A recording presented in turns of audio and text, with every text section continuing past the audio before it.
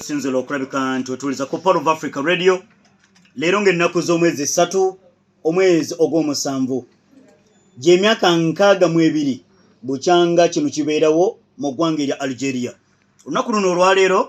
lwagenda mu maaso n'okwongera okulabika nga luyingira mu byafaayo. Jjukira nti eggwanga lino erya Algeria,